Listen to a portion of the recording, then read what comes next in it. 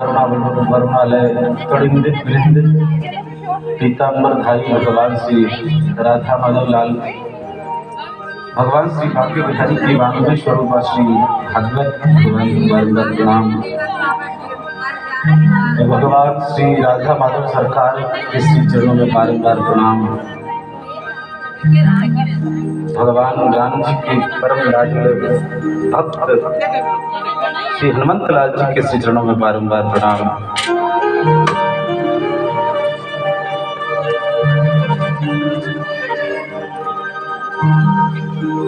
पूज्य गुरुदेव भगवान के श्री चरणों में बारंबार प्रणाम। स्थान पर विराजमान जितना भी देवी देवता है सभी के चरणों में बारंबार प्रणाम। मंच माथे विराजमान आचार्य भगवान के श्री चरणों में बारंबार प्रणाम। माँ शारदा साधक संगीत भाई साथियों के श्री चरणों में बारंबार प्रणाम। और आप सभी विराजमान हरि भक्तारी मन मंदिर में श्री बांके बिहारी श्री राधा माधव भगवान के चरणों में बारंबार प्रणाम। जगत जननी माँ गौ माता जी के श्री चरणों में बारंबार प्रणाम। और यहाँ विराजमान हमारे माता जी भी विराजमान हैं जिन माता की कृपा से दास ने शरीर मिलो है। हमारी माँ ने भी प्रणाम।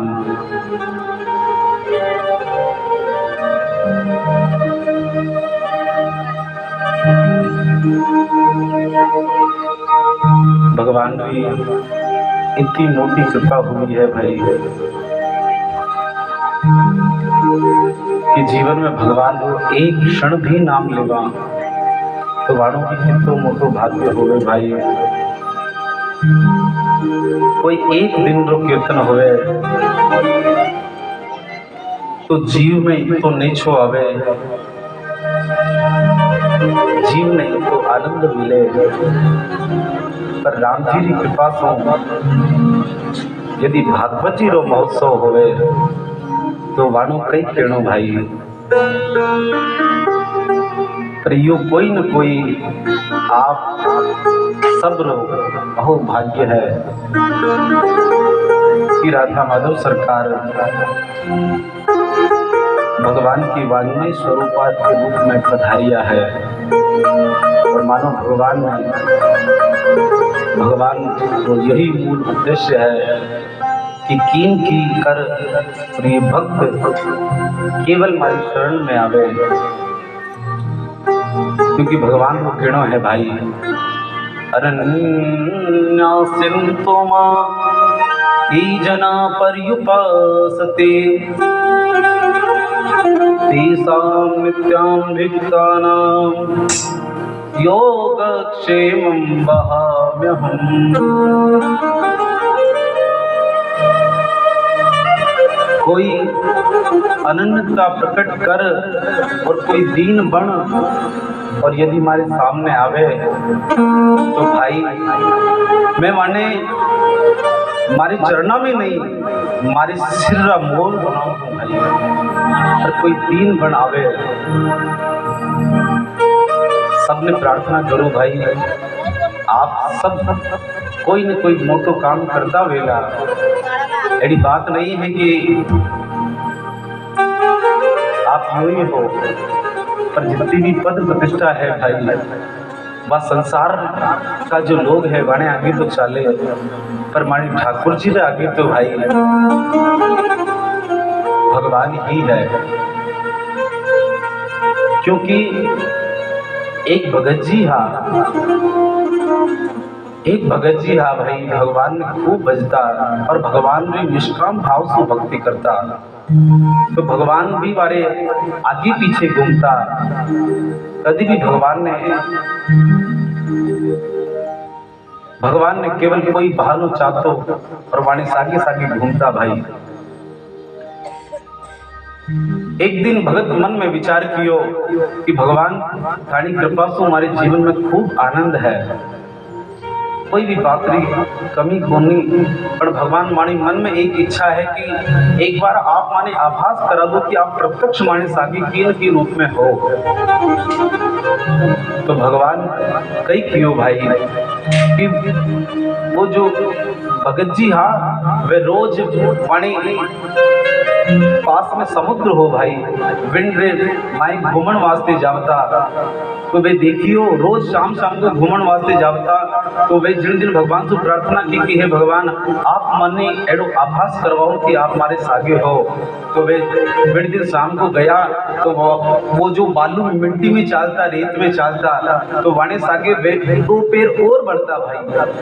तो वे देखियो कि कुंडरा पैर है, तो मन में विचार कियो कि मैं ठाकुर जी ने पुकारियो हूँ तो हमारे साथ में ठाकुर जी चाले है भाई। तो मन में विश्वास हो गयो कि अब ठाकुर जी हमारे सागे है और खूब आनंद से एडो आभास हो तो और खूब मोटो कारोबार हो।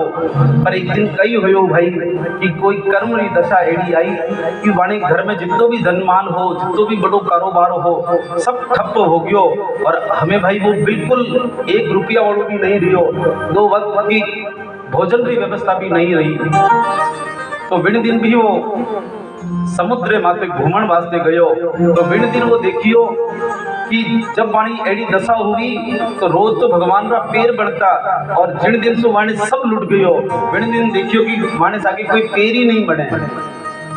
तो मन में विचार कियो और ठाकुर जी ने उदलानो दियो कि हे भगवान जड़ मारे खूब धनमाल हो जब रोज हमारे सागे थे चालता और आज हमारे पास कई कोनी तो आप भी हमारे सागे नहीं हो। अरे संसार वाले लोगों ने कई क्यों भगवान आप तो हमारे सागे रेवता।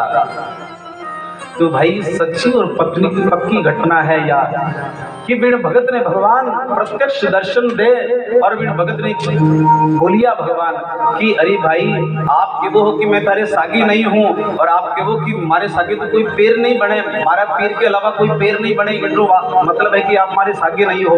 पर भाई ये जो पैर बने हैं ये पैर थारा नहीं है, ये 2 पैर बने ये भी मारा है क्योंकि तू दुख में है तो मैं एडो सोचू कि मारो भक्त तो दुखी है, कोई अपने प्राणा ने नहीं त्याग देवे, कोई ज्यादा दुखी नहीं होवे तो मैं माने भक्त ने अपने कंधे माथे बिठा और चालू हूँ ये पैर तो मारा बने हैं वो तुम्हारे कंधे माथे बैठे हो है भाई। अड़ी भगवान की महिमा है भाई। पर वाणी बड़ी शर्त है कि केवल और केवल निस्वार्थ भाव हो भाई। भगवान से कई मांगा अपनी बुद्धि नरसिंह जी महाराज ने जब भगवान रे महाराज में गया तो महाराज रे माई नरसिंह जी महाराज ने ठाकुर जी कियो कि नरसिंह आप कहीं मांगो। शंकर भगवान प्रकट होया तो शंकर भगवान भी कियो कि नरसिंह कहीं मांगो। नरसिंह मन में विचार कियो कि एडी कई चीज मांगू मैं, पहले सोचियो धनमाल मांगू फिर मांगियो फिर सोचो कोई पद प्रतिष्ठा मांगू। माने बाद में मन में विचार कियो कि यदि पद प्रतिष्ठा भी मांगूला धनमान मांगूला तो किताक दिन रेवन वालों है, पर मैं तो एडो कोई चीज मांगू भाई जिनके बाद में कोई मांगे जरो काम ही नहीं रहे। तो आज नरसिंह जी महाराज भगवान ने कहे कि भगवान आपने सबसे चौको कई चीज लागे तो शंकर भगवान क्यों मने राधा माधव लाल लागे मने तो माने ठाकुर जी रो महाराज प्रिय लागे। तो आज भगवान नरसिंह जी महाराज ने महाराज का दर्शन करवाया भाई। इन वास्ते भगवान रे अटे मंदिर में आप कोई जाओ भाई कोई चीज मांगनी नहीं क्योंकि भगवान आप सोचिए कि आपको भगवान ने ही बनाया तो क्या आपके दुख उनको पता नहीं है, फिर भी हम जाकर अपने दुख भगवान को कहते हैं भाई। यदि हम भगवान से के मंदिर में जाते हैं उनसे कुछ कहते हैं तो भगवान तुच्छ देते हैं। जैसे आपके घर में कोई मांगने वाला आया और उसने आपसे कुछ मांगा तो भाई आपने कोई घर में बाहर आवे तो आप एडी चीज देवा माने कोई रोटी जो आपने काम की नहीं होवे हाँ भाई ठंडी शाम की तो माने देगा, मतलब जो घर की तुच्छ चीज होवे माने देवा। और आपने घर में कोई काम करने वालों होवे तो वो मान लो कोई अच्छो काम करे तो आपको मन राजी होवे, तो आप माने कुछ चीज देवा जो ठीक होवे। पर अपने घर में अपनो टाबर होवे भाई, तो अपने टाबर ने आपा एडी चीज देवा कि माने आपने भी कभी नहीं पेरी, आपने काम नहीं आई, वह चीज आपा अपना टाबर ने प्रदान करा। यूं ही भगवान से कुछ मांगा तो भगवान कुछ देवे, भगवान से कुछ भी नहीं मांगा भाई, केवल भगवान की प्रसन्नता मांगा तो भगवान सब कुछ देवे भाई। अड़ी भगवान की महिमा है। यो मैं आपने इन वास्ते कियो भाई कि कोई भी ग्रंथ ने प्रारंभ करने से पहले भगवान रो हरि नाम संकीर्तन करे, तो आपा इन बात से चूका नहीं। भगवान यदि आपने हाथ दिया है तो इन हाथारों सही उपयोग तो भगवान की सेवा ही है भाई। इन वास्ते खूब तालियां री सेवा करनी और खूब भगवान का नाम बोलना भाई, और खूब गानो। और यदि नाचना आवे भगवान रे अठे, क्योंकि संसार रे लोग आगे नाचला आप ब्याह शादी में तो जन्म जन्म में नाचना ही है भाई। पर यदि भगवान रे अठे नाचेला तो ये 84 लाख जो योनि है, इन आवागमन रो जो मंडल है ये छूट जावे लो भाई। मेरा भाई भगवान में रिझाता और मानी सबू बड़ो धन हो तो भगवान हो। आओ भाई सब मिल भगवान रो दिव्य कीर्तन के बाद में कथा ने प्रारंभ करा। बोले भक्तवत्सल भगवान की हो।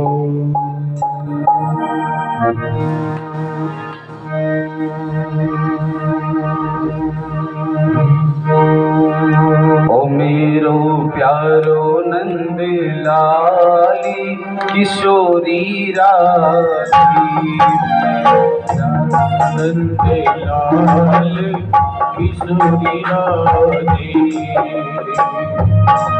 मेरो प्यारो नंद लाली किशोरी राधी, मेरो प्यारो नंद लाल किशोरी राधे, किशोरी राधे श्यामा प्यारी राधे, किशोरी राधे श्यामा प्यारी राधे, प्यारो नंद लाले किशोरी राधे, मेरो प्यारो नंद लाले किशोरी राधे।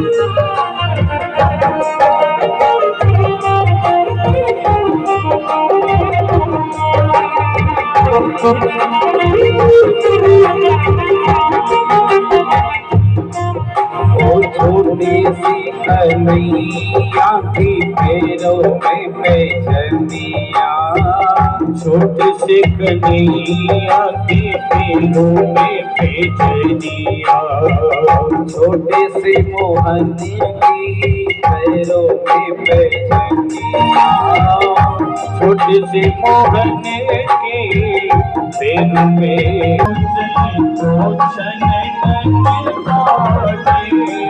मेरो कया रोग मारे किशोरी राधे, मेरो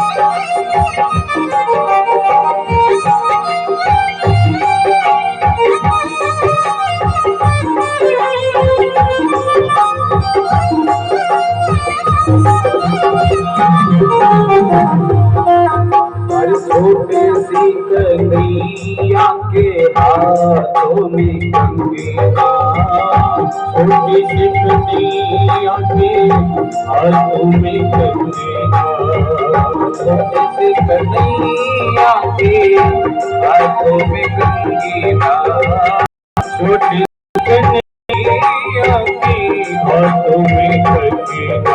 अरे चले तो नन्हे सरकार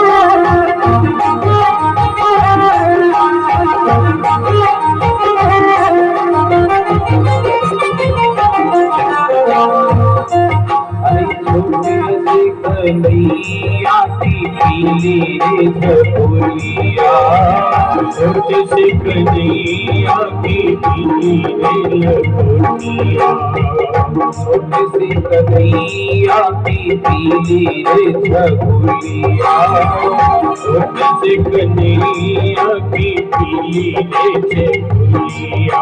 अरे उसमें भी नीली धार साजी, उसमें भी नीली धार साजी, मेरी प्यार दिलाल की चोरिया दी, दिलाल की चोरिया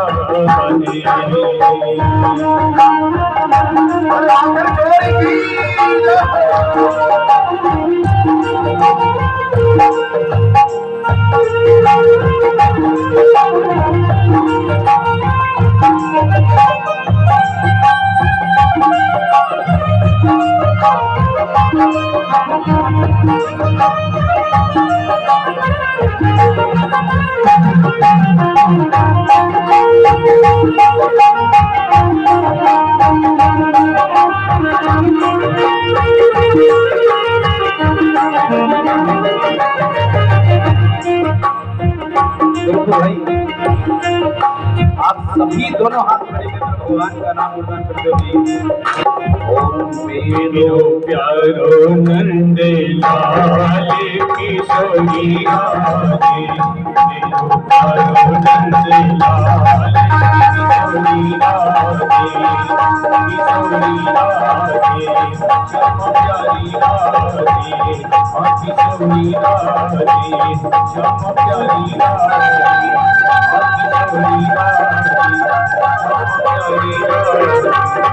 आखी सोनिया आखी सोनिया श्याम प्यारी राधे।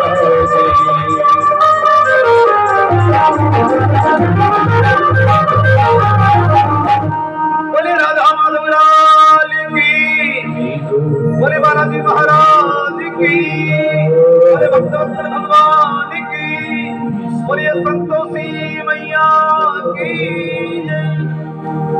और एक विशेष सूचना मेरे पास आई है, 8 सेक्टर की जो भी महिला भक्त यहाँ पधारी हैं, मैं उनसे निवेदन करूंगा कि वो आइएगा और व्यासपीठ पर पधार करके पारश्री से अपना सम्मान ग्रहण करिएगा।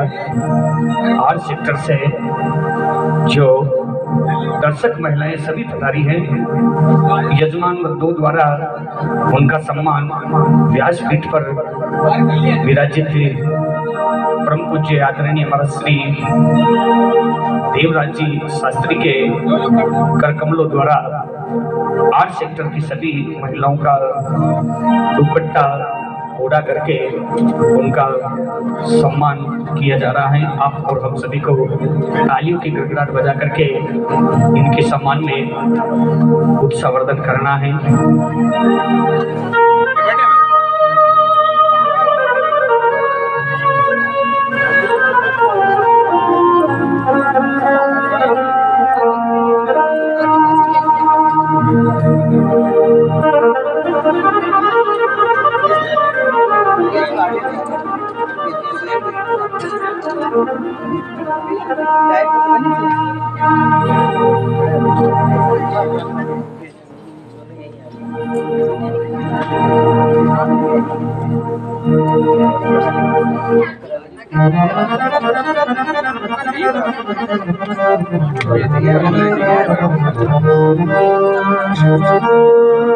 निसरहिण पड़ा तेरी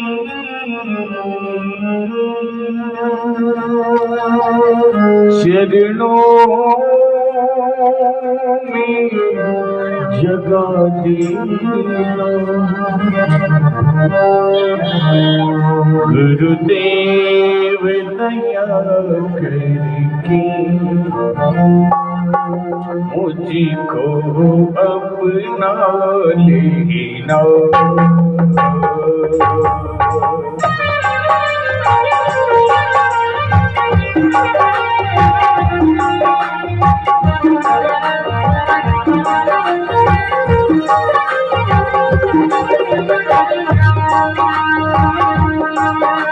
गुरुदेव दया करके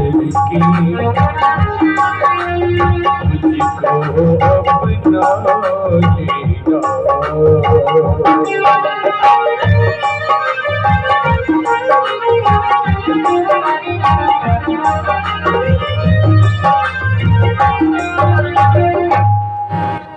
बोली सांवरिया सेठ की जय हो, बोलिए छोगाला चील की जय हो।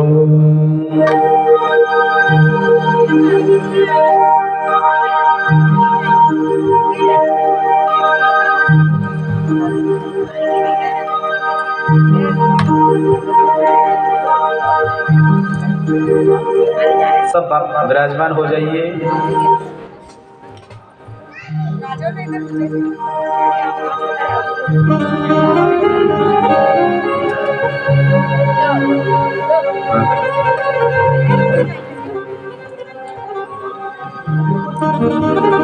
बोले भक्त वत्सल भगवान की जय।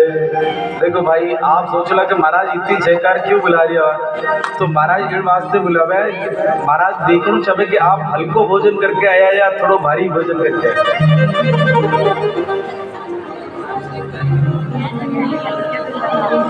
हमें भाई एक महाराज हमें माने मन ही मान लो, हमें एक जगह कथा ही भाई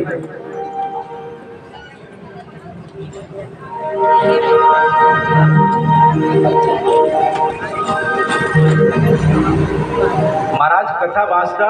तो महाराज प्रथम दिन की कथा में, क्योंकि भाई कथा में आओ तो कथा में थाने नींद आ जाए वास्ते हल्को भोजन कर रहा हूँ। हमें भाई महाराज नो केड़ो हो कि हल्को भोजन करना है। हमें हल्का भोजन तो माता जी तो वेड़े एड़ो दिमाग होवे वाले महीने तो गया और मन में सोच तो गया कि एड़ो हल्को भोजन है कहीं भाई। तो मन में विचारियो कि हल्को भोजन असल में है कहीं। तो देखियो जावता जावता तो मन में विचार कियो एक तालाब हो, तो तालाब में देखियो तो मन में विचार कियो कि सबसे हल्की तो ये पृथ्वी है। देखो पानी इंद्र ऊपर है, मतलब पृथ्वी सु भी हल्को पानी है। हमें भाई बस समुद्र देख माता जी मन में विचार कियो कि पंडित जी महाराज क्योंकि हल्को भोजन या हल्को अल्पार लेकर आना, तो हल्को मतलब पानी है। और थोड़े आगे गया तो देखियो कि एक नदी रे माई बहुत भक्त लोग घी तेल डाल रखियो है। तो मन में विचार कियो कि पहले तो पृथ्वी ने हल्की मानी ही, पर पृथ्वी से हल्को भी पानी है जो ऊपर तेरे है। और वाणे बाद में वापस आगे गया तो वाणे कोई भगत जी वो भगवान की आरती करता तो दी में सु घी पड़ियो भी जल में नदी रे माए। तो मन में विचार कियो मतलब ये घी तेल और ज्यादा हल्को है, तो मतलब इंद्रो भोजन करना। हमें घरे गया तो घर रे पास में एक जीवणो हो, तो गोटा हलवाई खूब पूड़िया पकौड़िया कचौरिया निकाल रहा। तो हमें देखियो कि तेल रे अंदर पूड़िया कचौरिया वे और हल्की ऊपर तिर रही है।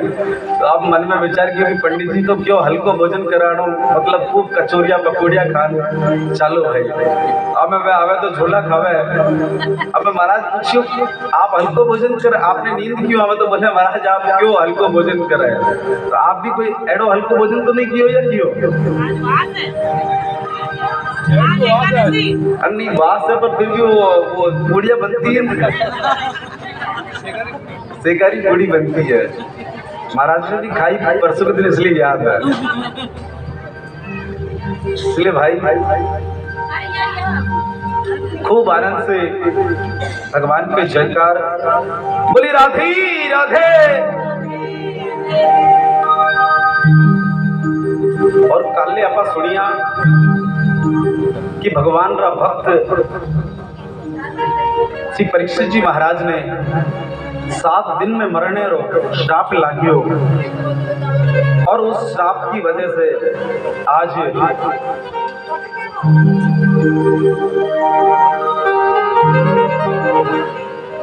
गंगा किनारे सुख क्षेत्र में आज भगवान परीक्षित जी महाराज सुखदेव भगवान के श्री चरणों में विराजमान है और उनसे प्रार्थना करने लगी कि गुरुदेव आप ऐसा कुछ उपाय बताइए ना जिससे किसी भी 7 दिन में मरने वाले प्राणी का उद्धार हो, मोक्ष हो। और जैसे ही कहा तो सुखदेव भगवान ने कहा कि राजन आप बात करते कि 7 दिन यदि व्यक्ति अपनी मुक्ति चाहे तो एक मुहूर्त के अंदर भी अपनी मुक्ति करवा सकता है। राजा खड़वांग सबसे बड़ा उदाहरण है। और सुखदेव भगवान ने निर्भय कर दिया परीक्षित जी महाराज को, कहा चिंता मत करो, 7 दिन बहुत होते हैं। हमें भाई माने कोई दिक्कत हो तो डॉक्टर साहब के पास जावा। अब डॉक्टर साहब बीमार हो गया, हमें डॉक्टर साहब पहले देख, और डॉक्टर साहब कहते भाई ये तो बीमारी खूब मोटी है, तो वो पहले ही बीमार है और ज्यादा बीमार हो जावे। और डॉक्टर साहब कहते हो कि नहीं ये तो बहुत छोटी बीमारी है, तो आदमी बिल्कुल निर्भय हो जावे। तो आज सुखदेव भगवान राजा परीक्षित ने विनंती करे कि परीक्षित जी महाराज आपकी जो चिंता है वो बहुत छोटी है, 7 दिन तो बहुत ज्यादा होते हैं, पर आपने जो प्रश्न किया है ये प्रश्न किसी व्यक्ति विशेष का नहीं है, क्योंकि 7 दिन में तो सभी को जाना है भाई, सभी को जाना है। राजा परीक्षित से सुखदेव भगवान कहते हैं कि ये बात सभी जानेंगे कब, क्योंकि आज लोगों की कैसी दशा है। निद्रया व्रियते नक्कम व्यवायेन च भावया दिवाचर्थे हया राजन् कुटुंब भरणेन वा। आज लोगों की कैसी हालत है भाई कि व्यक्ति ने कभी अपने आप को समझा ही नहीं।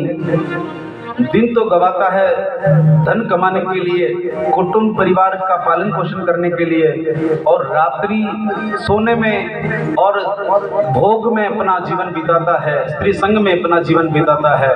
कभी अपने आप को समझा ही नहीं, कब उसने जन्म लिया, कब बड़ा हुआ, कब बूढ़ा हो गया और कब मर गया, कुछ भी पता नहीं है। ऐसी लोगों की हालत है। पर राजन मैं आपसे एक ही उपाय बताता हूँ, आपसे निवेदन करना चाहता हूँ कि यदि जो कोई प्राणी अपना कल्याण करना चाहे तो वो क्या करे। तस्मात् भारत सर्वात्मा भगवान ईश्वरो हरि श्रोतव्य कीर्तितव्यश्च स्मर्तव्यश्चित्ता भयम्।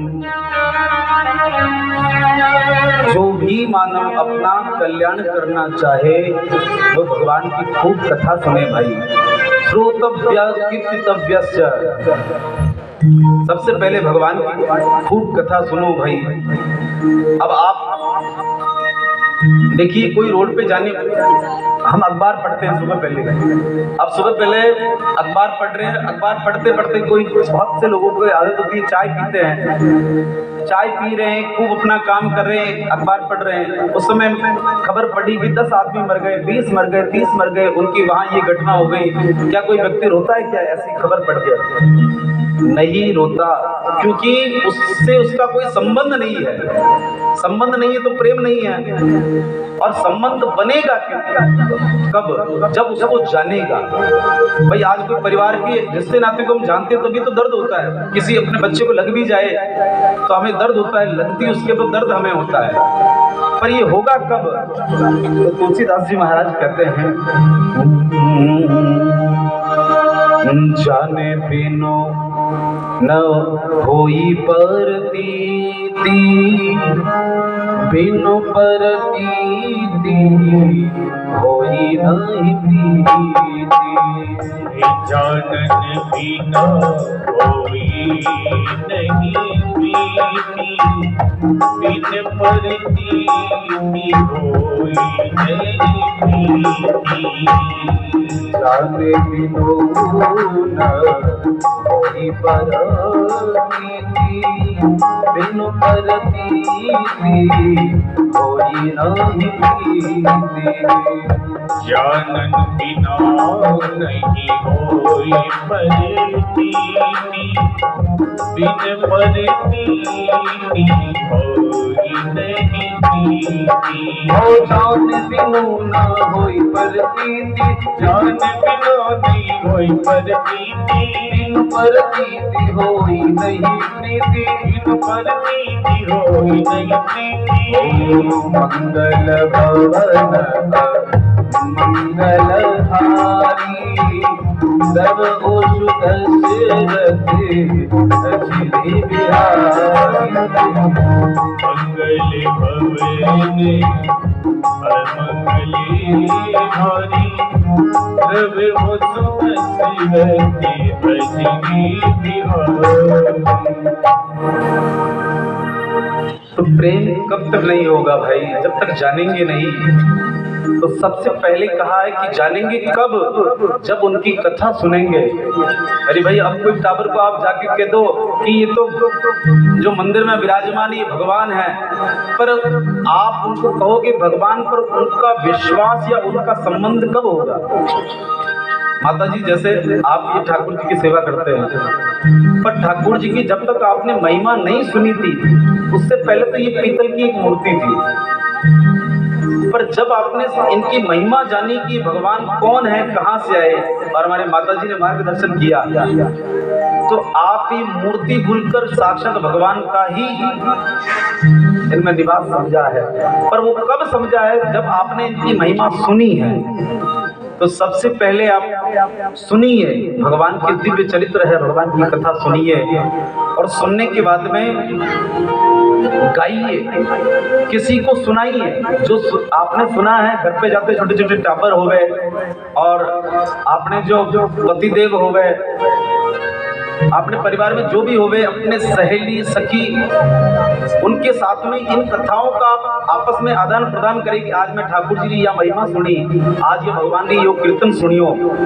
और वाणी बाद में जब थाने सुनो हुए बिन से आंख बंद कर, और बिन महिमा ने हृदय में विराजमान कर, और मन में एड़ो भाव आवे कि मैं ठाकुर जी की केड़ी कथा सुनी कि भगवान को किन प्रकार रूप है भाई, और भगवान कितना करुणा निधान है कि मैं भगवान से दूर क्यों हूँ। पहले कथा सुनो, वाणी बाद में खूब सुनाओ, और वाणी बाद में अकेला बैठ और खूब मनन करो भाई। जब तक मनन नहीं करोला तब तक ये सब बातें व्यर्थ है भाई। खूब कथा सुनी, पर वाणी से कहीं नहीं होवेला भाई। जीवन में परिवर्तन केवल जब तक मनन नहीं करोला तब तक नहीं आवेला भाई। क्योंकि कोई कथा में तो बहुत अच्छी चीज ले जावे, और कोई कथा में बहुत बुरी चीज भी ले जावे।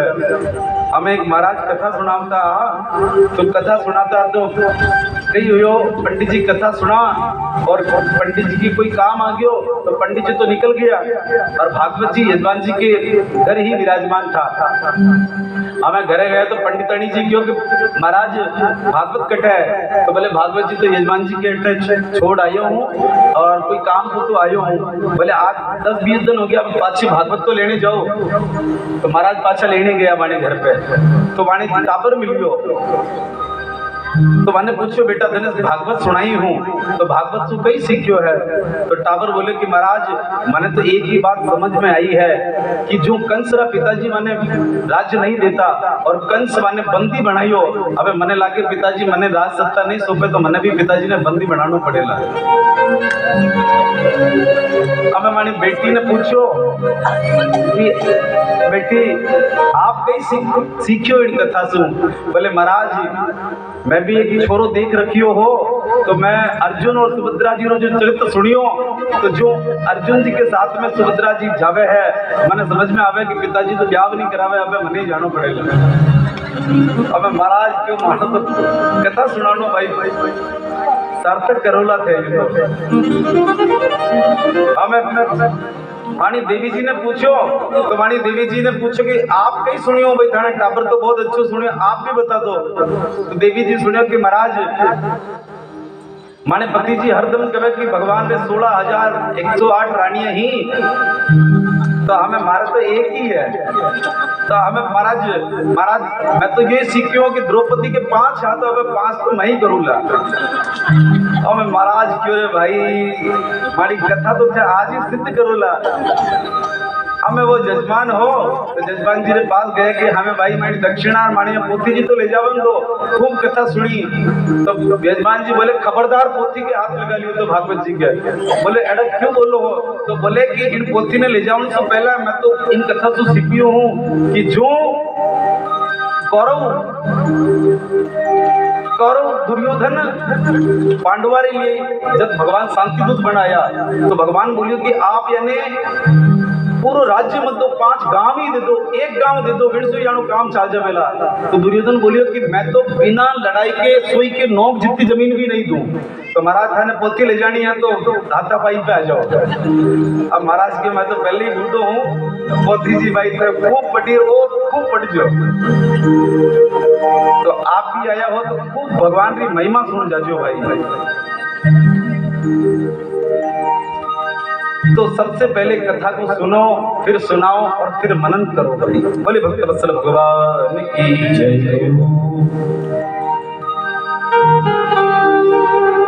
और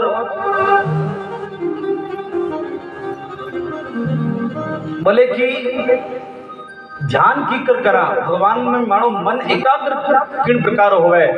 तो आगे बखान कियो भाई। सुखदेव भगवान कहे कि यो समस्त संसार है सृष्टि है वो समस्त ब्रह्मांड भगवान को ही स्वरूप है भाई। यदि ध्यान विधि रो वर्णन कियो है कि थाने भगवान के भजन में बैठनो तो सबसे पहलो काम है कि आसन ने जीतो भाई। हमें महाराज की कथा में आन बैठिया और थोड़ू बैठिया घुटना नहीं यूं कर लियो, थोड़ा बैठिया घुटना नहीं यूं कर लियो।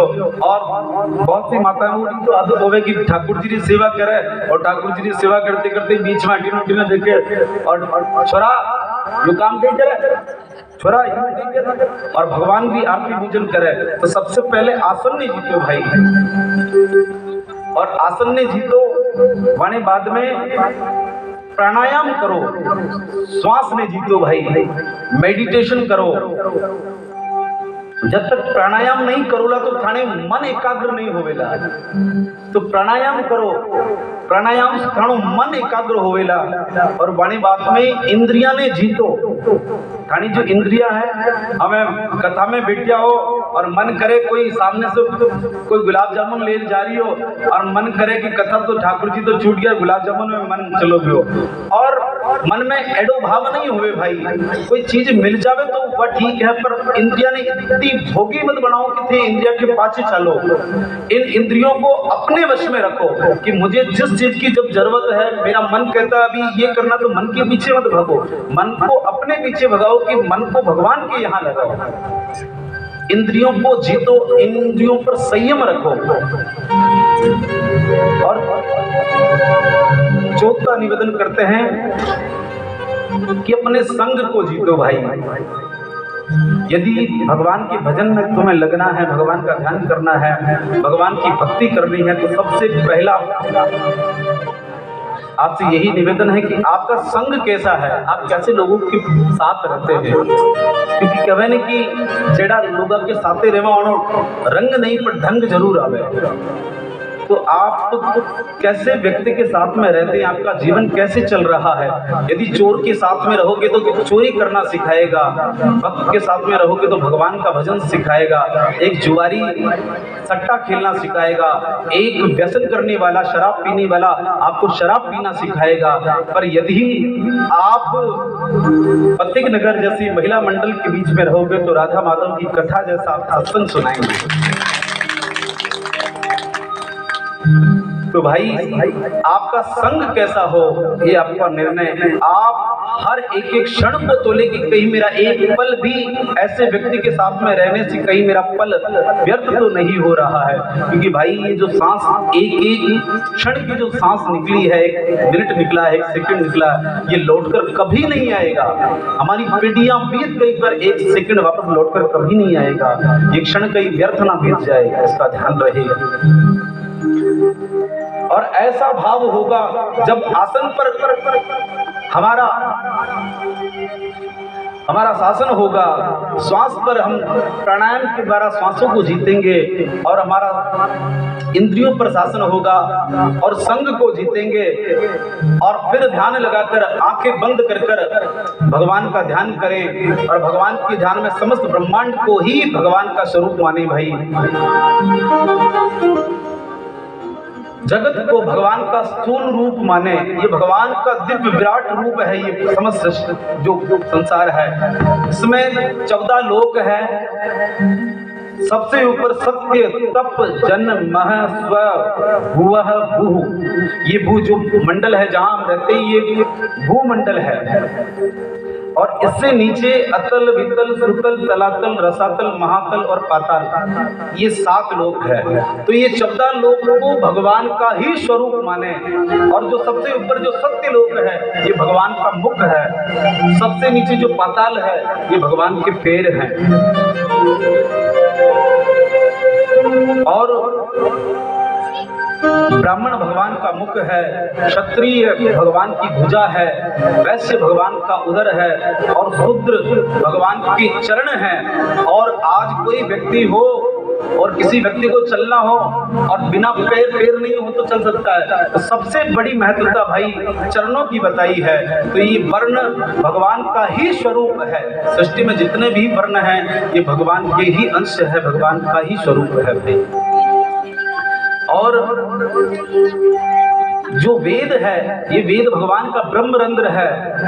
और भगवान का जो ऊपर का होठ है, जो हमें लज्जा आती है, लज्जा है ये भगवान का ऊपर का होठ है।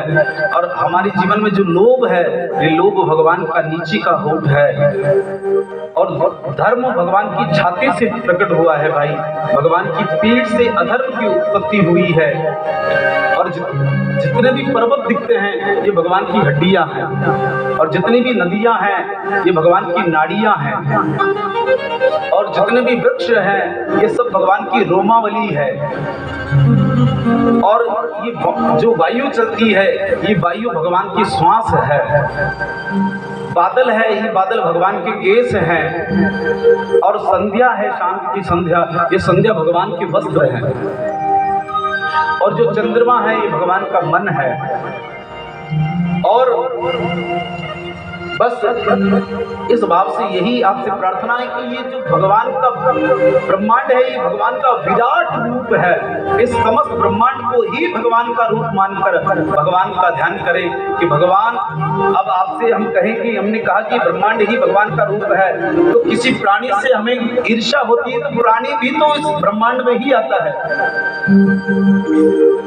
तो जीवन में जितने भी जीव है सब पर भगवान का ही स्वरूप मानकर भगवान के दर्शन करें। क्योंकि तुलसीदास जी तो यही कहते हैं कि भगवान का रूप है तो फिर भगवान का ऐसा दिव्य रूप होते हुए हम अपने आप को भगवान में क्यों नहीं लगाते भाई। अश प्रभु दीन बंधु हरि कारण कारण रहित दयाल, अश प्रभु दीन बंधु हरि कारण रहित दयाल, तुलसीदास सटते भज छाड़ी कपट जंजाल। तुलसीदास जी पूरी रामायण में अपने मन को कहते हैं कि अरे मूर्ख, अरे सठ मन, तो भगवान को क्यों नहीं भजता? भगवान तो करुणा के सागर है, कितने पापियों को हृदय से लगाया है, तो भगवान में क्यों नहीं लगता? इसीलिए समस्त ब्रह्मांड को ही भगवान का स्वरूप माने।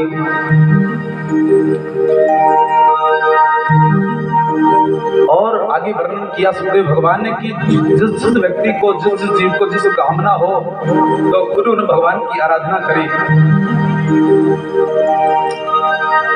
जिनको ब्रह्म तेज बढ़ाना हो वो बृहस्पति भगवान की उपासना करें, जिनको इंद्रियों में बल की जरूरत है वो इंद्र भगवान की उपासना करें, जिनको लक्ष्मी की जरूरत है उनको माया की उपासना करें, तेज की प्राप्ति के लिए अग्नि की उपासना, धन की जरूरत के लिए वसु की उपासना और बल की उपासना के लिए रुद्रों की उपासना करें, और आयु बढ़ाने के लिए अश्विनी कुमार की प्रार्थना करें, और रूप, अच्छा रूप की जरूरत है तो भगवान गंधर्वों की उपासना करें, और विवाह के लिए उर्वशी की उपासना करें, विद्या के लिए भगवान शिव की उपासना करें, और पति पत्नी में प्रेम बना रहे उसके लिए भगवान शिव और पार्वती का ध्यान करें भाई।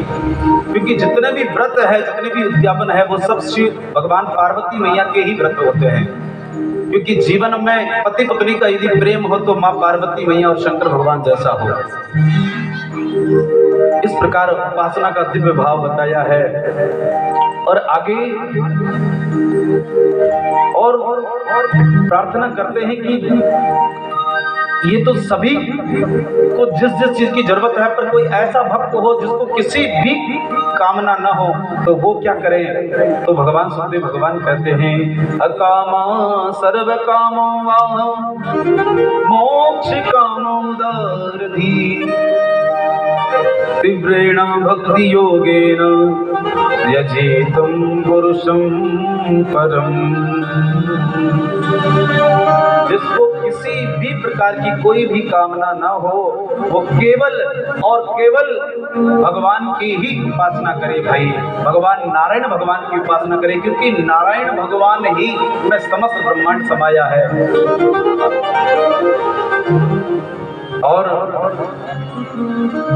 भगवान से निस्वार्थ भाव से यदि सेवा की जाए और भगवान को ही सब कुछ माना जाए तो भाई जीवन में कितना आनंद होगा, ये आप प्रत्यक्ष आप अभी देखिए। हमारी माता जी ने भगवान को ही सब कुछ माना तो भगवान हमारे सामने इस ऐसे दिव्य आयोजन का हम आप सभी को लाभ दिया है।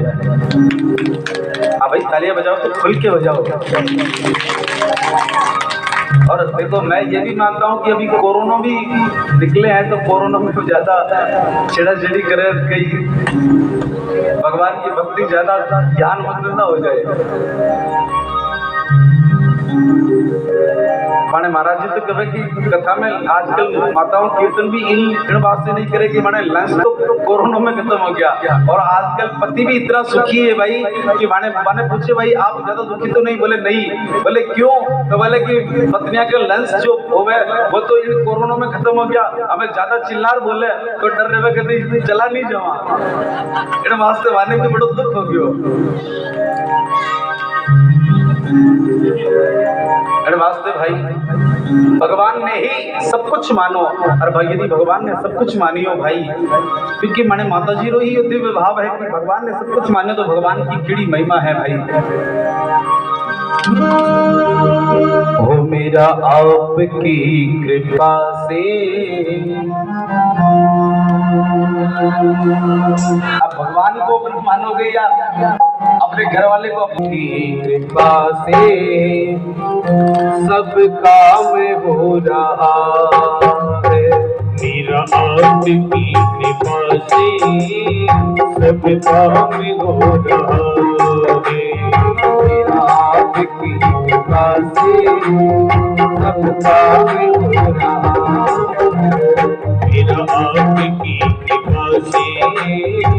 सब काम हो रहा करते हो तुम कन्हैया करते हो तुम कन्हैया मेरा नाम हो रहा मेरा आपकी कृपा से सब काम हो रहा है मेरा आपकी कृपा से सब काम हो रहा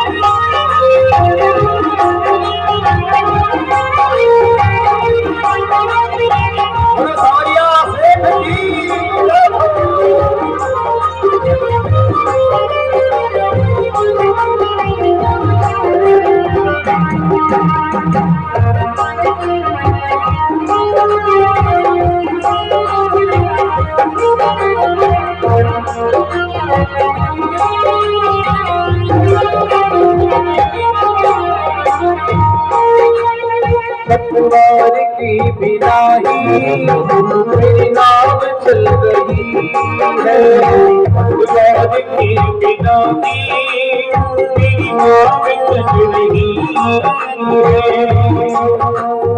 हैरान है जमाना मंजिल भी मिल रही है हैरान है जमाना मंजिल भी मिल रही करता नहीं मैं कुछ भी सब काम हो रहा है करता नहीं मैं कुछ भी सब काम हो रहा है मेरा आपकी कृपा से सब काम हो रहा है सरकार की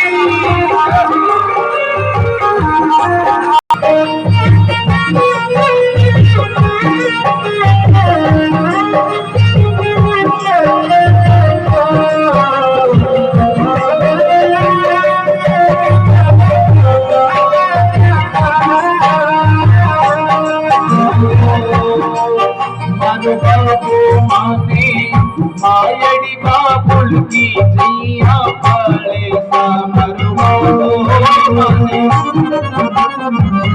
मायड़ी बाबुल की जैया पाले मेरा कामे आए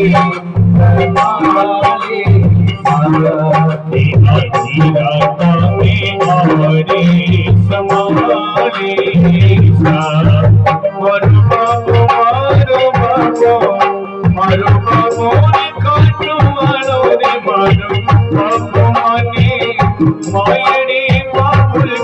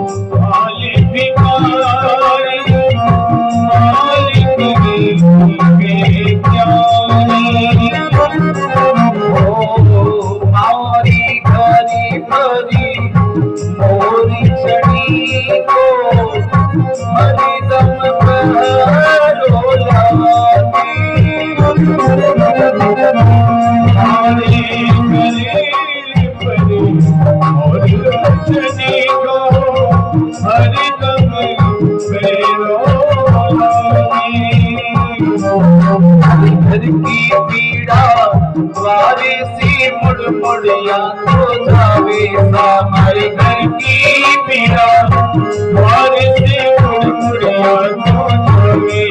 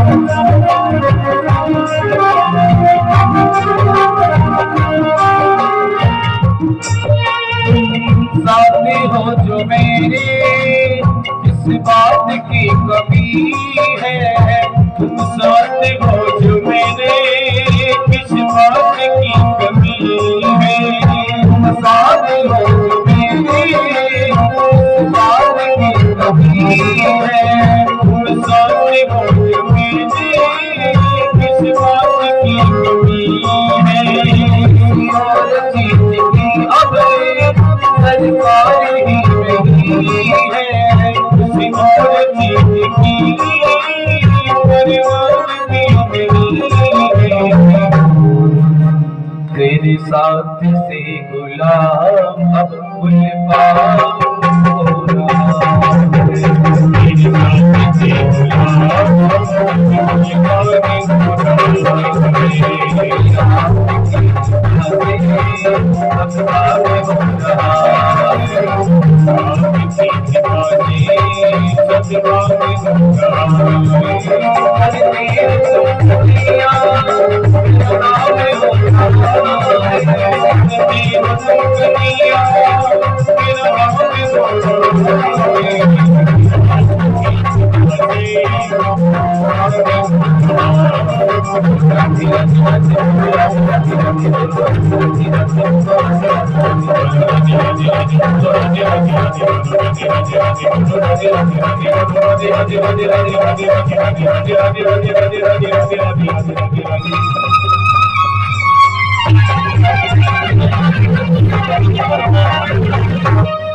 बोले सावरिया सेठ की, राधा माधव सरकार की जय हो।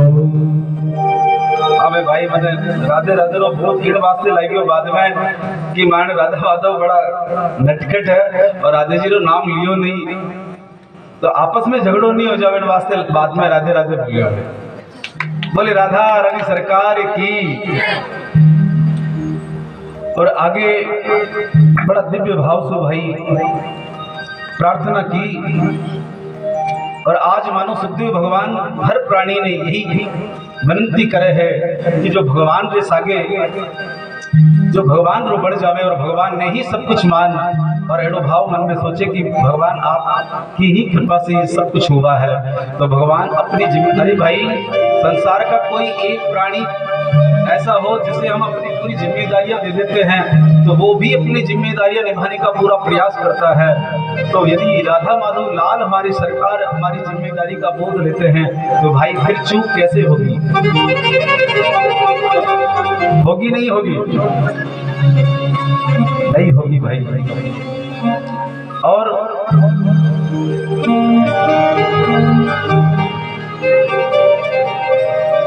आगे सुखदेव भगवान बड़ा ही दिव्य वर्णन करते हैं कि आज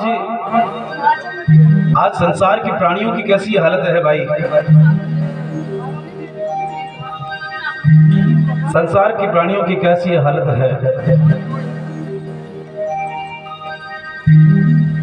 सबसे पहली उपमा दी है कि जो बात छोटी छोटी बात पे लड़ाई झगड़ा करता है, बिना किसी कारण पे लड़ाई झगड़ा करता है, उसकी उपमा दी है कुत्ते से। बोले कि जब किसी को लड़ाई झगड़ा करते देखते हैं तो ये जो भीड़ होते हैं ये मन में विचार करते हैं कि ये तो आप अपनी ही पार्टी के हैं भाई, क्योंकि वो छोटी छोटी बात पे लड़ाई झगड़ा करते हैं। देखो मैं मेरे मन से नहीं कह रहा, यहाँ लिखा है जो कह रहा। आप बोलो महाराज मैंने एड़ा बड़ा होता है, नहीं भाई में लिखो है। और दूसरी उपमा दी है कि जो नाना प्रकार की व्यसन करता है, मांस मदिरा खाता है, अभक्ष भोजन करता है, उसकी उपमा दी है भाई सुअर से कि वो हरदम गंदा ही भोजन करता है। तो यदि भगवान ने मनुष्य बनाया है तो भाई सबसे प्रार्थना है कि आप कभी किसी जीव की हत्या ना करें। आज और जीव की हत्या तो कर ही रहे थे, पर आज ऐसी दशा है भाई कि लोग गौ माता को भी मारकर खाने लगे हैं। ऐसी दुर्दशा है भाई। पर आपको चींटी से लेकर हाथी तक किसी भी प्राणी को आपको मारने का कोई अधिकार नहीं है भाई। जैसे आप स्वतंत्र जीते हैं ऐसे उनको भी स्वतंत्र जीने का अधिकार है भाई। और तीसरी उपमा दी है ऊंट से। कहा है जो व्यक्ति अभिमान में रहता है तो ऊंट उसे देखकर कहता है कि ये तो बिल्कुल हमारे भाई बंद है भाई, माने खास लागे। क्योंकि ऊंट जब पहाड़ पे चढ़ता है तो गर्दन को ऊंची करके देखता है और उसके मन में लगता है कि इस दुनिया में सबसे ऊंचा मैं हूं। और जैसे ही वो पहाड़ से नीचे उतरता है तो फिर पहाड़ दिखता है तो सोचता है कि इसका मतलब तो मैं तो छोटा हूं। तो कभी जीवन में अभिमान नहीं लाए भाई, अपने आप को शून्य बनाए। संसार की गिनती में तो जो कुछ गरीब लोग होता है वो धीरे धीरे भगवान की कृपा होती है तो हजारों में कृपा होती है, फिर लाखों में कृपा होती है, करोड़ों में कृपा होती है, फिर हम उसे धनपति बड़ा आदमी मानते हैं। पर भगवान की गिनती भाई उल्टी है। भगवान के यहाँ तो कोई करोड़पति भी हो तो पहले लखपति फिर हजारों में आए और हजारों से भी धीरे धीरे करता शून्य में आए। और जब अपने आप को ही शून्य कर दे तो भगवान उसके हृदय में विराजमान होते हैं भाई। हमें हमारे पाछे बाबूजी वृद्ध है, इन पर तालियां बजाओ, साथ तो दो भाई।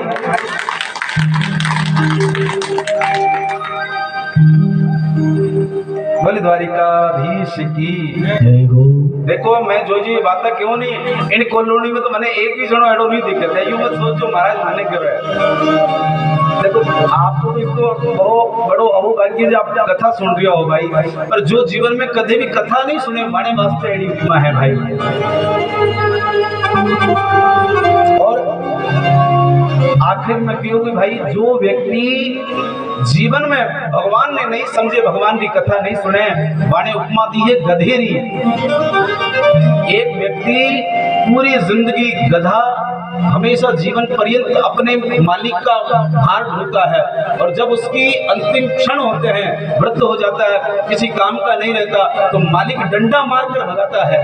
उस समय उसे भोजन भी नहीं देता, वो जितना उससे काम था करवाया, अब वृद्धावस्था हो गई तो भोजन भी नहीं देता। यही दशा हम और आप सबकी है भाई। जीवन पर्यंत कुटुंब परिवार का पालन पोषण किया और जब आखिरी समय आता है कि अब तो हम भगवान का भजन करेंगे, अपने बेटे बेटी रोटी देंगे, हमारी सेवा करेंगे, पर ऐसा सोचोगे, पर आज की कलयुग की ऐसी स्थिति है भाई कि जैसे गधे की दशा है उसी प्रकार हम लोगों की भी दशा होगी जब तक भगवान की शरणागति नहीं लोगे भाई। ऐसे दिव्य भाव है भाई। और सुखदेव भगवान प्रार्थना करते हैं कि जो व्यक्ति जीवन में भगवान से नहीं जुड़ता, ये जो शरीर है, ये शरीर भी भगवान का दिया हुआ है भाई, आपकी निजी संपत्ति नहीं है, इसमें भगवान का अधिकार है। अरे भाई, यदि आपकी निजी संपत्ति होती तो कोई व्यक्ति चाहता कि मैं अब जैसे किसी के माथे पर बाल सफेद हो गए, यदि उसका खुद का शरीर है, मैं मेरे शरीर का मालिक मैं खुद हूं, तो बाल सफेद क्यों हो गए? भगवान अनेक 5 घंटियां बजाते हैं। भगवान पहली घंटी बजाते माथे ऊपर धोले बाल आ जावे, तो भगवान कहते भाई अब माथे पे धोला आ गया, अब तो समझ। तो भगवान को कहता भगवान यूं नहीं समझो, दुकान पे गया और वो करवाई अच्छी सी वो डाई और बस भगवान को कहता वापस बाल पहले से ही ज्यादा चमकने लगते हैं। भगवान कहता है देख मुझे धोखा कैसा दे रहा है, मैंने तो इसलिए कहा कि अब भजन कर दो।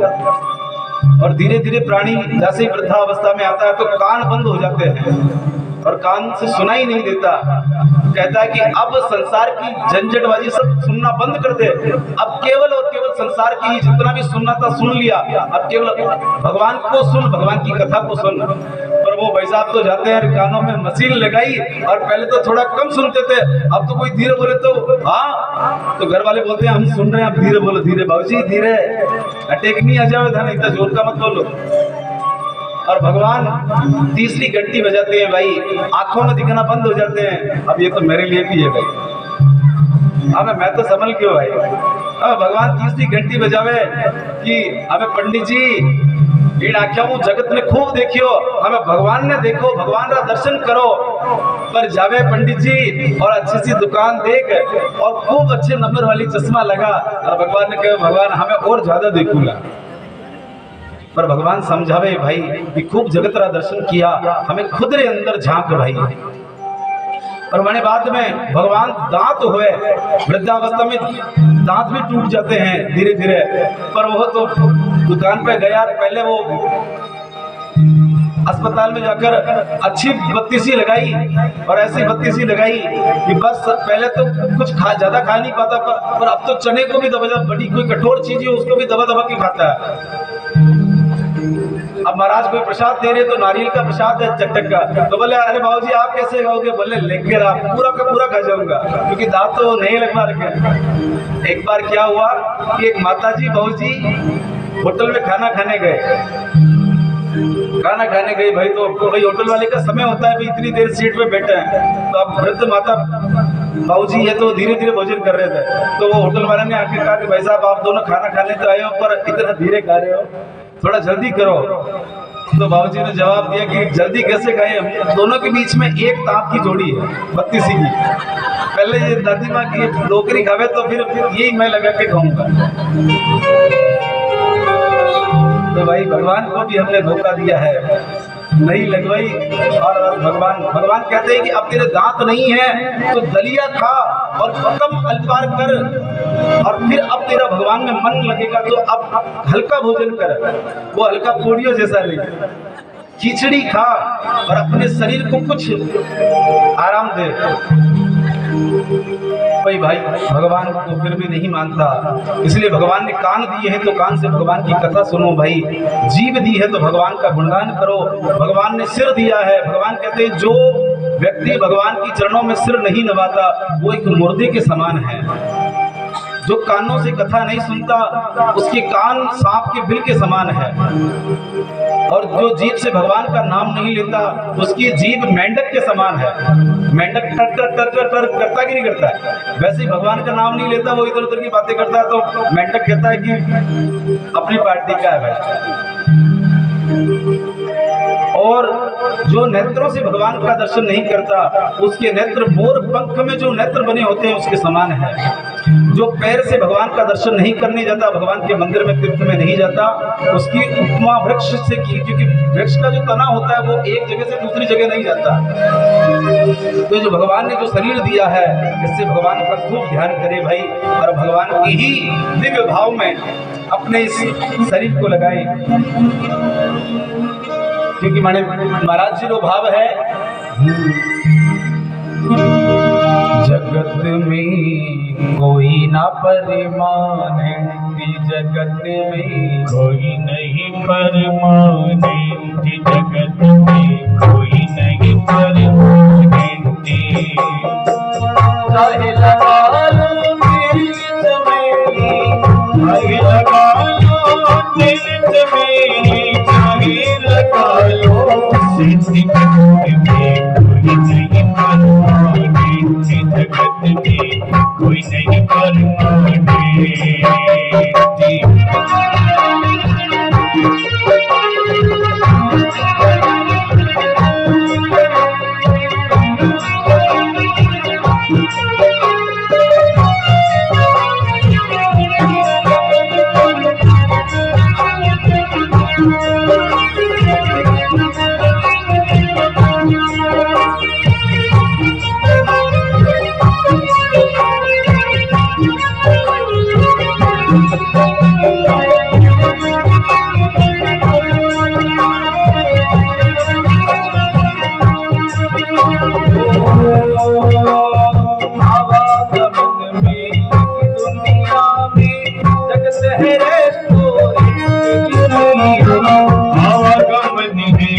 इस दुनिया में जगत है रेस्टोरेंट भैया, जगत है रेस्टोरेंट।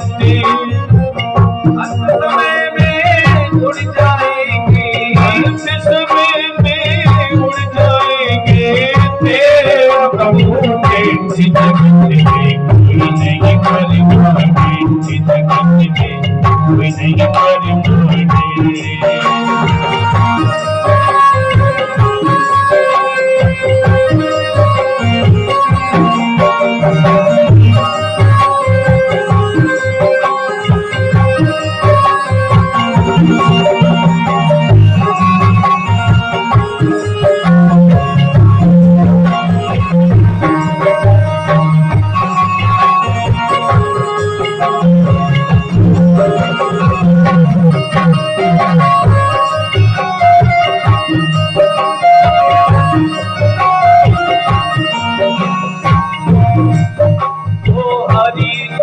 चाहे मथुरा काशी, घूमो दिल्ली कैंची भैया, घूमो दिल्ली कैंची भैया, घूमो दिल्ली कैंची। हरिद्वार चाहे मथुरा काशी, घूमो दिल्ली कैंची भैया, घूमो दिल्ली कैंची।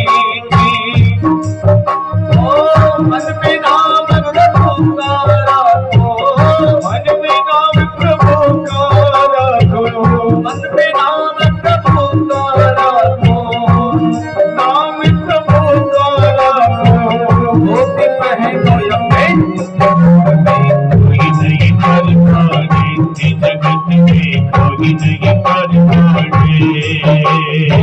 दिल चमेली चंदन साबुन चाहे लगा लो सिंधी, चमेली चंदन साबुन चाहे लगा लो सिंधी। जगत में कोई नहीं कर पाए, जगत में कोई नहीं कर पाए। राष्ट्रपति या कर्नल जर्नल चाहे हो लेफ्टिनेंट भैया, चाहे हो लेफ्टिनेंट भैया, चाहे हो लेफ्टिनेंट। राष्ट्रपति या कर्नल कर्नल चाहे हो लेफ्टिनेंट भैया, चाहे हो लेफ्टिनेंट। कल सभी को खा जाएगा, कल सभी को खा जाएगा। लेडीज हो या जेंट्स, नहीं कर पाए जगत में, कोई नहीं कर पाए जगत में, कोई नहीं कर पाए जगत में, कोई नहीं कर पाए।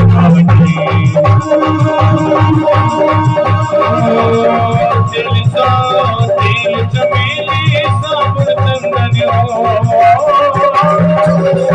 दिल चमेली साबुन चंदन हो, लगा लो सिंधी। जगत में कोई नहीं कर पाए जगत में, कोई नहीं कर पाए जगत में, कोई नहीं कर पाए।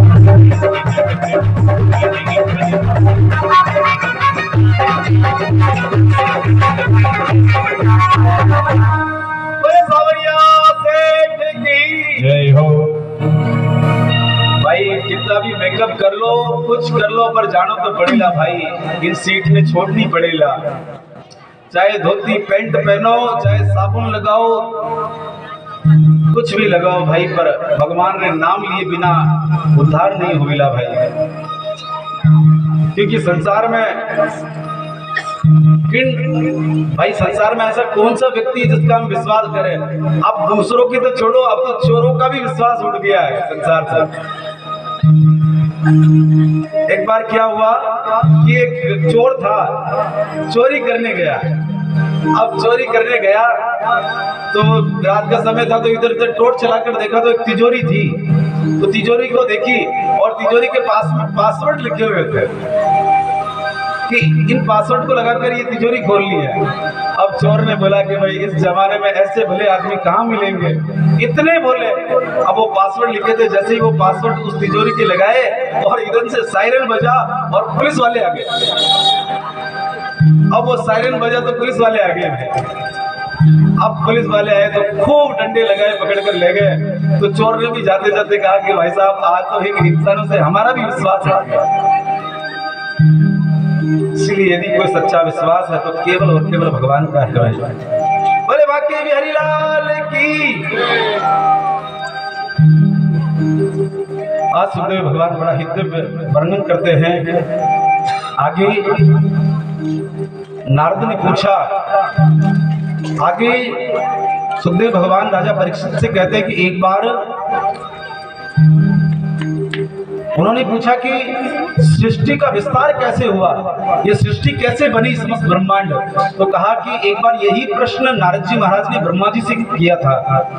और ब्रह्मा जी महाराज ने कहा, ब्रह्मा जी महाराज से कहा कि पिताजी, आप तो सृष्टि को बनाते हैं, तो फिर आप आंखें बंद करके किनका ध्यान करते हैं। तो ब्रह्मा जी महाराज ने कहा कि बेटा, मेरे से भी ऊपर एक सत्ता है। बोले वो कौन है? तो बोले कि मेरे से ऊपर भी भगवान नारायण भगवान है। जिन्हें वेद भगवान के प्रतिपादन करते हैं। ये सब देवता हैं, 14 लोक है, जितने भी देवता हैं 14 लोक है, समस्त ब्रह्मांड है। योग नारायण के अधीन है, तप जितना भी है वो तप भगवान नारायण के अधीन है, और जो ज्ञान है ये सब नारायण के अधीन है। और व्यक्ति की जो परम गति है, किसी भी देवता की उपासना करो, और देवता की उपासना करने के बाद में अंत में भगवान नारायण से ही मिलना है। तो जो परम गति है वो भी भगवान नारायण है, नारायण ही है। और पूछा पिताजी इस सृष्टि का विस्तार कैसे हुआ, आप हमें बताइए। ब्रह्मा जी महाराज ने कहा कि पहले कुछ भी नहीं था, यहाँ केवल भगवान नारायण ही थे। मन में विचार किया कि मैं एक से अनेक हूँ तो कैसे होऊंगा, तो सबसे पहले सृष्टि का विस्तार किया। तो भगवान ने सृष्टि का निर्माण किया।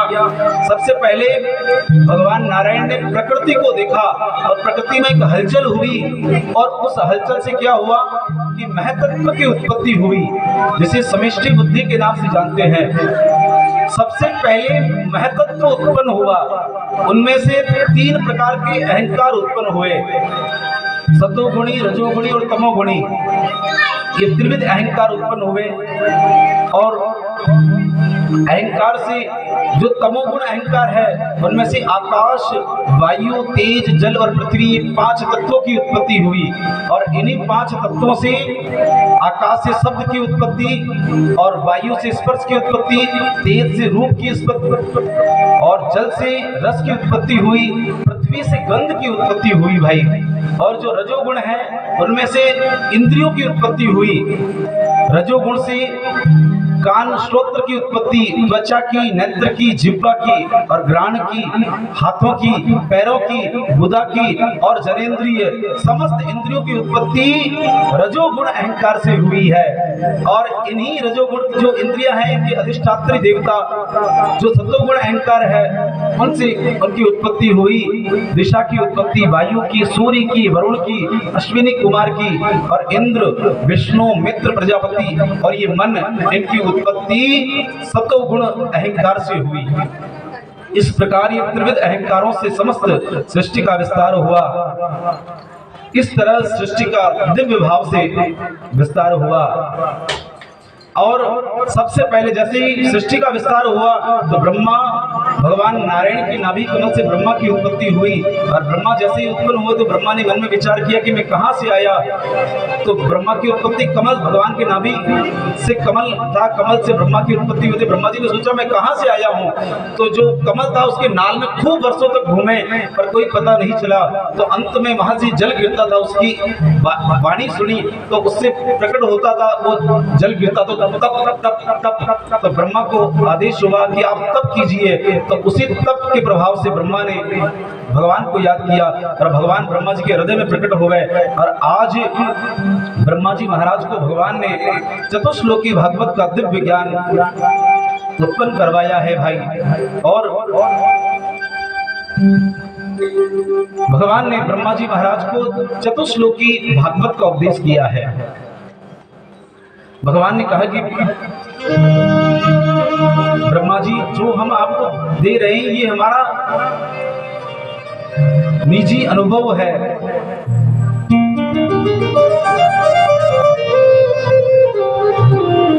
ज्ञानम परम गुह्यम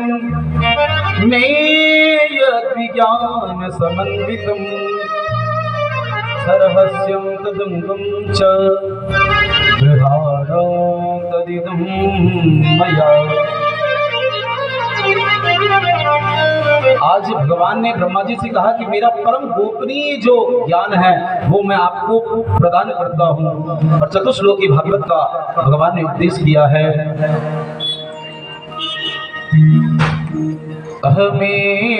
अहमेवासमेवाग्रे नान्ययत् सदसत्वरम् पश्चादहं यदि तच्च यो वसिष्येत सोऽस्म्यहम्। ये चतुश्लोकी भागवत का प्रथम श्लोक है। और भगवान ने ब्रह्मा जी को बोध करवाया कि सबसे पहले कुछ भी नहीं था, इस संसार को बनाने वाला भी मैं ही था और बनने वाला भी मैं ही था। जैसे आप ऐसे समझिए कि एक मकड़ी होती है, जैसे कोई घड़ा है तो घड़े को बनाने वाला कोई कुम्हार होता है ना, तो निमित्त कारण तो बना कुम्हार और उपादान कारण है मिट्टी, तो मतलब मिट्टी और कुम्हार दोनों मिले तब समय में होकर वो घड़ा तैयार हुआ। तो संसार में जो भी वस्तु है उसका कोई ना कोई निमित्त कारण है, पर भगवान की जो सृष्टि है इस सृष्टि को भगवान ने खुद नहीं बनाया। जैसे एक मकड़ी होती है, मकड़ी का जो जाला होता है वो मकड़ी जाला कहीं से लाती नहीं है, अपने मुख से ही वो जो कुछ निकालती है उसी से वो जाला बनाती है। तो जिस प्रकार मकड़ी अपना स्वयं का घर अपना खुद बनाती है, उसी प्रकार भगवान ने सृष्टि को खुद अपने आप खुद ही बने और खुद ने ही बनाया है भगवान को। इसीलिए समस्त, अब देखिए भगवान ही बने और भगवान नहीं बनाए तो हमारा कोई शत्रु हो ही नहीं सकता। इसीलिए समस्त ब्रह्मांड को ही भगवान का स्वरूप मानकर माने भाई, और भगवान को ही सब कुछ मानेंगे। समस्त ब्रह्मांड जीव जंतु जितने भी चराचर में है सब भगवान के ही स्वरूप है। सिया राम मैं सब जग जानी, करहूं प्रणाम जोरी जुग पानी। सिया राम मैं सब जग जानी, करहूं प्रणाम जोरी जुग पानी। सिया राम मैं सब जग जानी, करो प्रणाम जोरी जुग पानी। सिया राम मैं सब जग जानी, करहूं प्रणाम जोरी जुग पानी।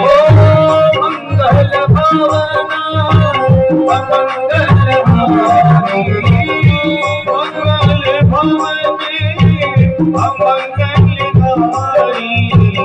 प्रभु सुख शिवति अजनी बिहारी, प्रभु सोद सिद्धि अजनी बिहारी।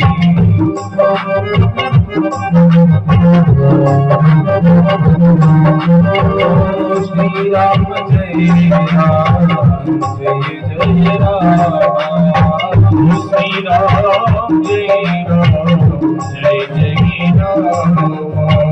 श्री राम जय राम जय जय राम। श्री राम जय राम जय जय राम। श्री राम जय राम जय जय राम। श्री राम जय राम जय जय राम।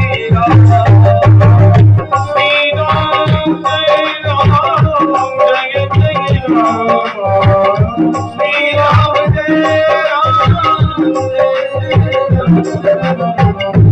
श्री राम जय राम जय जय राम।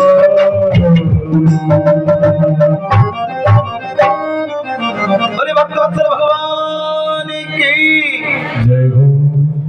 आज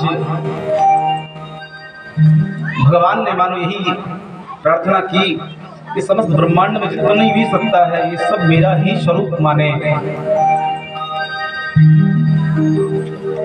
और भगवान ने दिव्य और द्वितीय श्लोक में भगवान ने अपनी माया का बोध करवाया है भाई। ऋतेर्थ यत् प्रतीत न प्रतीत चात्मनि, तद्विद्यात्मनो माया यदा भासो यथा तमः।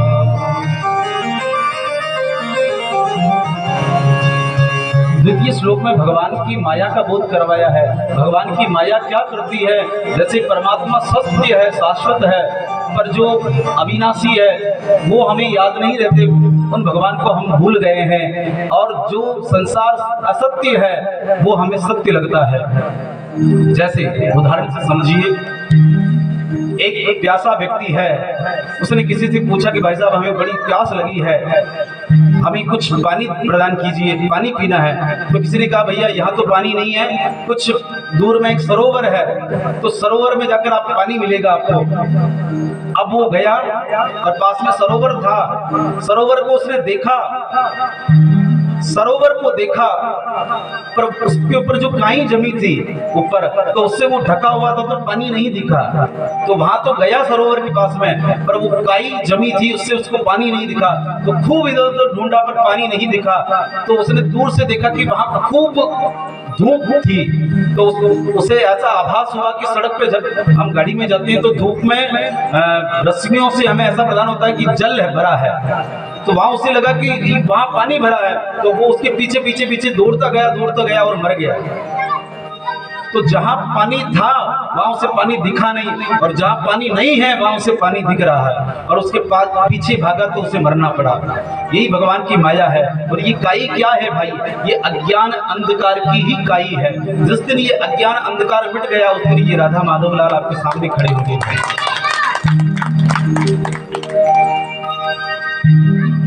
ऐसे दिव्य भगवान का स्वरूप दिखाया और ब्रह्मा जी महाराज को चतुश्लोकी भागवत का ज्ञान उपदेश किया है भाई।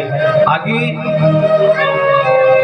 भागवत के 10 लक्षण हैं: सर्ग, विसर्ग, स्थान, पोषण, पूर्ति, मनवंतर, ईशानो कथा, निरोध, मुक्ति और आश्रय। जब तक जीव की मुक्ति का यदि दृढ़ निश्चय हो, और निश्चय के साथ में जब तक भगवान का आश्रय ना हो, तो मुक्ति में भाई ऐसा दिव्य भाव नहीं आता। इसीलिए केवल और केवल भगवान का ही आसरा जीवन का सच्चा साथी है भाई, और सच्चा संग है जो कभी मिटने वाला नहीं है, हमेशा था, है और रहेगा। बड़ी भक्तवत्सल भगवान की जय। अब आप जय नहीं बोलते हो ना, तो जय मैं ही बोलता हूँ लास्ट में। अब क्या करूं, क्योंकि आप तो सब एकादशी है जो हल्का भोजन करके आए हो। द्वारिकाधीश की जय हो, राधा माधव सरकार की जय हो। आगे बड़ा दिव्य भाव आया। आगे सुखदेव भगवान ने वर्णन करते हुए कहा कि परीक्षित जी महाराज ने कहा कि हमें विदुर जी महाराज का परम चरित्र सुनाइए ना भगवान। तो आज विदुर जी महाराज का दिव्य चरित्र सुनाया भाई। कि एक बार क्या हुआ, जब महाभारत का समय था, उस समय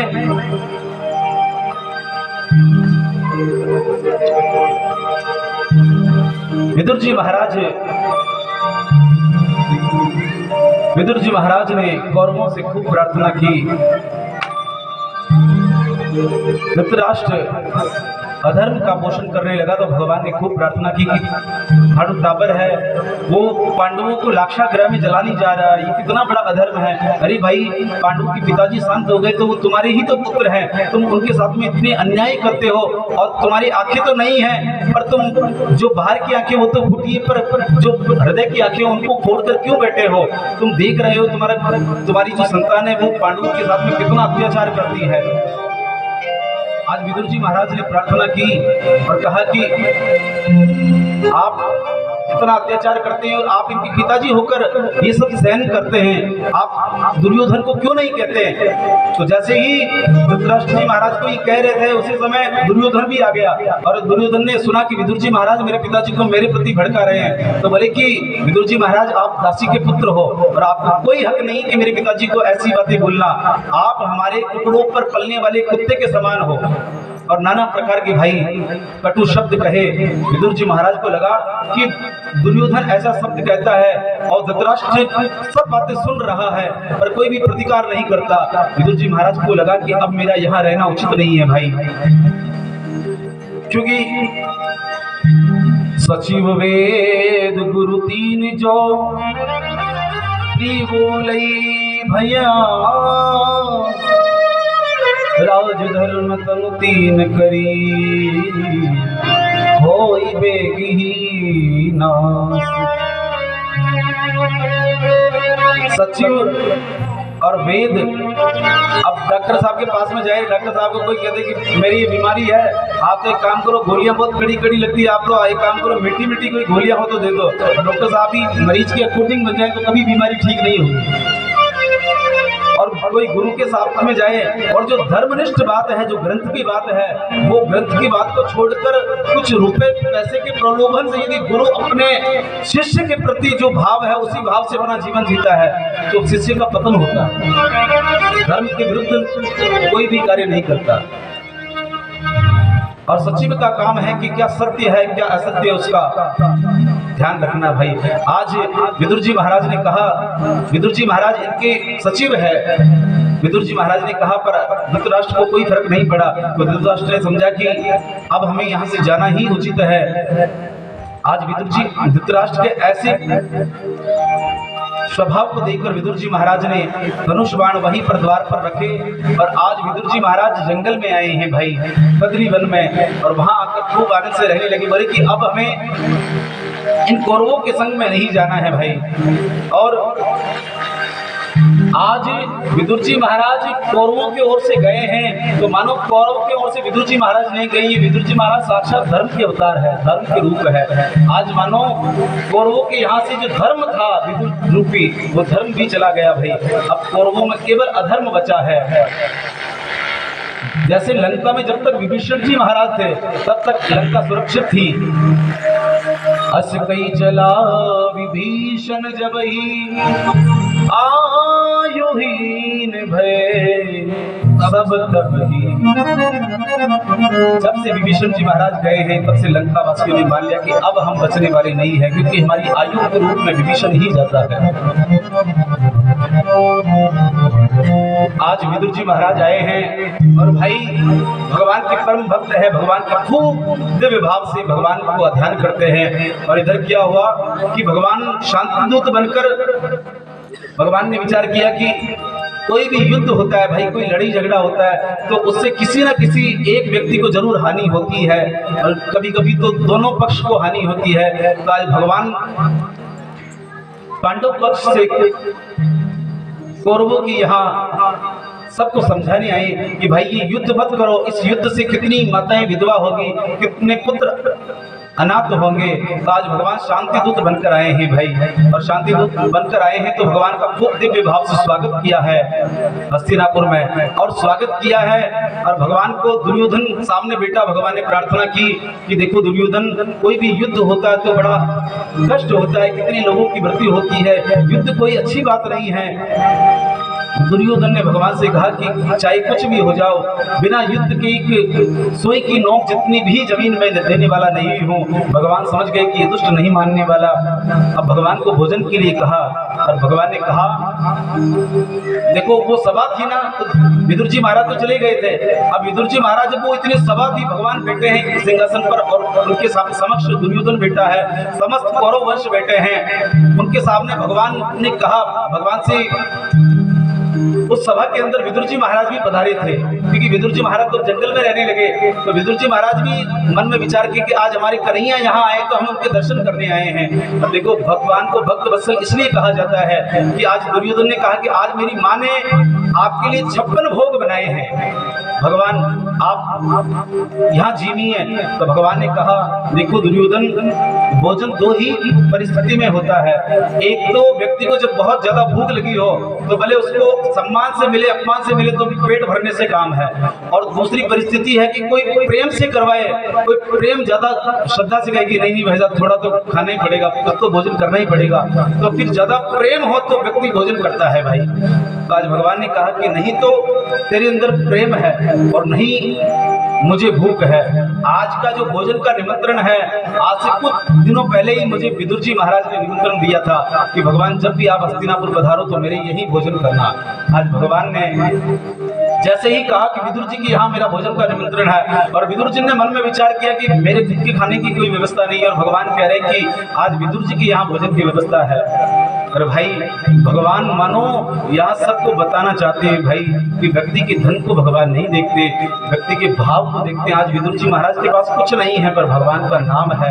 आज भगवान ने कहा कि आज का हमारा भोजन तो विदुर जी के यहाँ होगा। अब विदुर जी महाराज ने मन में विचार किया कि अब कुटिया में कुछ है तो नहीं, अब भगवान को क्या जिमाएंगे। तो भगवान के लिए गए और माखन मिश्री लेने गए, बैक के लड्डू लेने गए कि भगवान को कुछ जिमाएंगे, पर भगवान का मन नहीं लगा। और भगवान तुरंत इधर तो विदुर जी महाराज गए हैं और भगवान बड़े दिव्य भाव से प्रसन्न होकर मन में विचार किया कि आज मैं विदुरानी काकी के दर्शन करूंगा, विदुर काका के दर्शन करूंगा। और आज भगवान दिव्य भाव से विदुर जी के घर आए हैं भाई।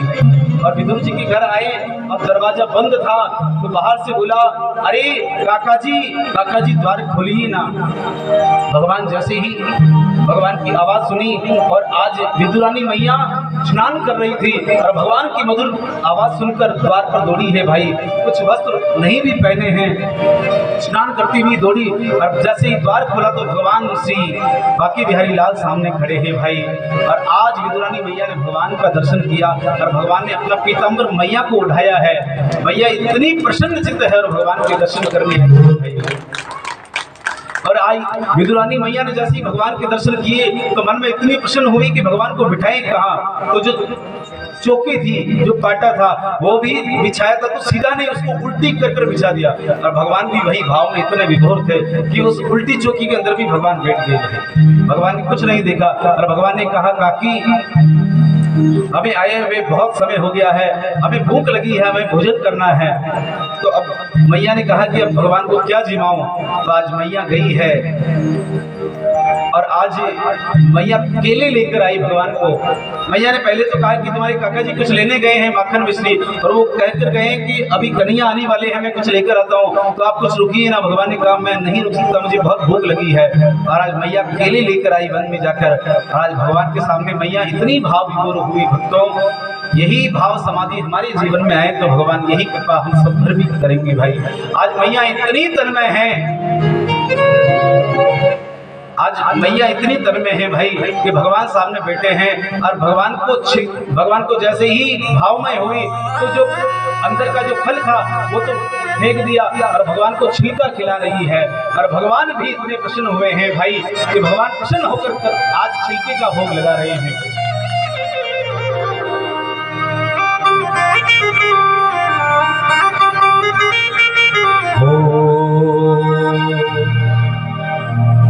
हो विदुर घर पावना, हो विदुर घर पावना, ओ संतों की मन में भावना। आज हरि आई विदुर घर पावना, आज हरि आई विदुर घर पावना, विदुर घर पावना, विदुर घर पावना, ओ विदुर घर पावना, सुनताए मन भावना। आज हरि आई विदुर घर पावना, आज हरि आई।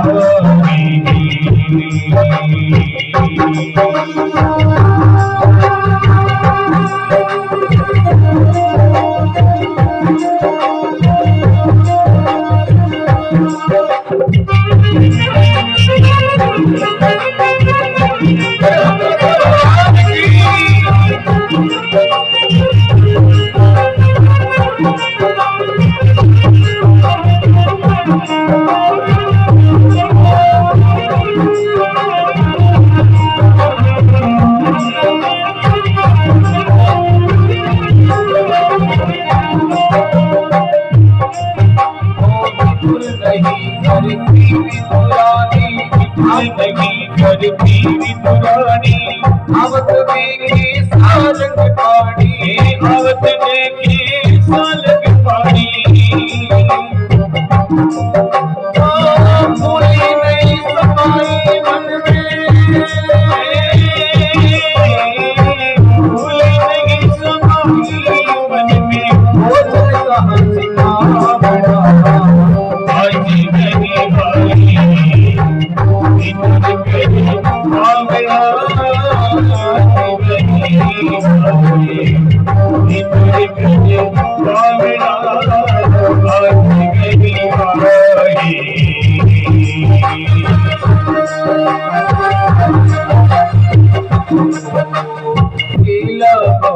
प्रेम से आई, गिरी गिरी सब प्रीत गिराई। अरे गीला बहुत प्रेम से लाई, गिरी गिरी सब प्रीत गिराई।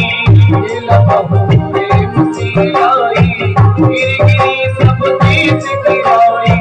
गीला बहुत प्रेम से लाई, गिरी गिरी सब प्रीत गिराई। ओ छिलका देत शाम मुख माई, ओ छिलका देत शाम मुख माई। लाते पर आज कहीं आए, विपुल कर पावना। आज कहीं आए, विपुल कर पावना। आज हरि आए।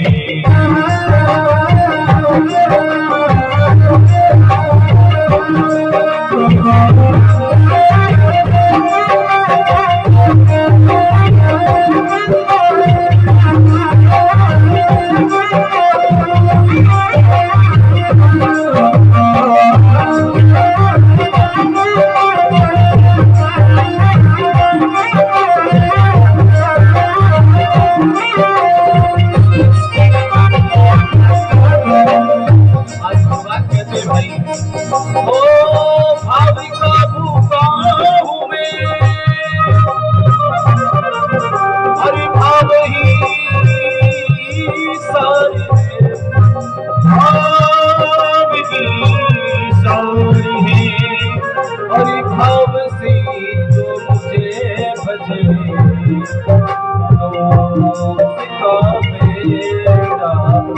आज करी आए पूरे भल भावना।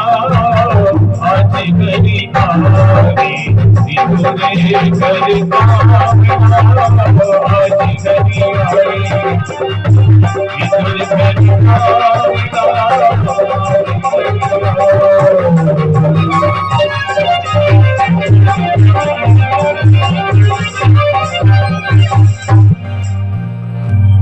बड़े भक्तवत्सल भगवान की जय हो। आज भाई भगवान इतने मग्न हुए हैं, इतने प्रसन्न हुए हैं, और आज मैया भगवान को केले के छिलका का भोग लगा रही है।